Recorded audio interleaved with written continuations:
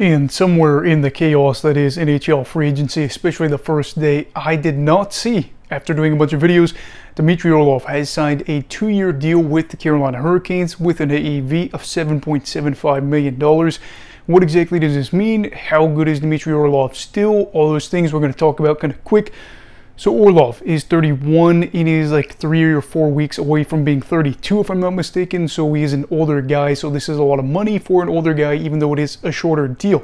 He's coming off of a season where he played with the Capitals and the Bruins. He had 7 goals, 29 assists for 36 points in 66 games played and had 0.55 points per game.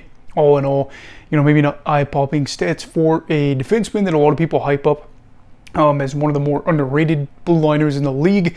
But make no mistake, especially at certain points in his career, he has been a very underrated player and a guy that would have been a great addition for certain teams that were looking to bolster their blue line in a big way.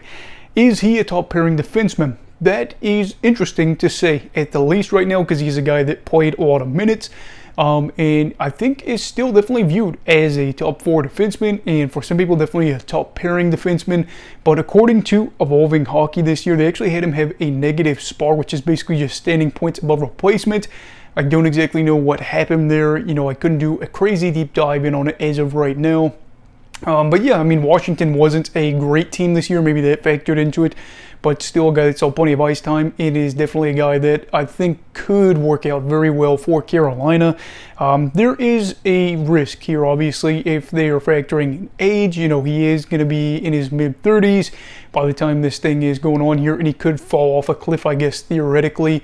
But, 2 years is not the biggest deal, and Carolina obviously is in a spot where they continue to not get it done when it matters most come playoff time, and they make a big addition here to their blue line. He did play with some of his best teammates on the Capitals and the Bruins. I think him and McAvoy had some minutes together when they were with the Spoked Bees, or he was, and he did play against top-end competition.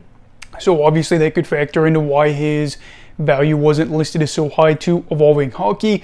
At this point, it is a lot of money. I'm absolutely going to say that, but Orlov is a puck-moving defenseman that could very well work out with Brind'Amour in Carolina, and again, with them being where they're at, where they haven't been able to really break through in the playoffs and even make one Stanley Cup final on the run they've been on the past 3-4 years. It kind of remains to be seen, can they do so now? They just re-signed Freddie Anderson. I'll probably get that video after I get the Orlov deal out.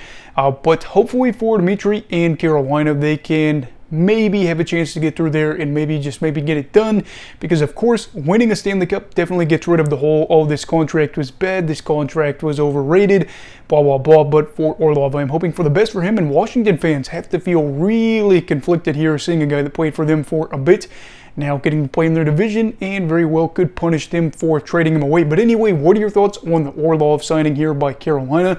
Is it too much? I think some people are definitely saying yes. Is it just the right amount? Anyway, leave your thoughts down below in the comments. Also, please make sure to like this video if you enjoyed it. Subscribe if you're new. Everybody stay safe. Have a great night, and you go Valky, alright.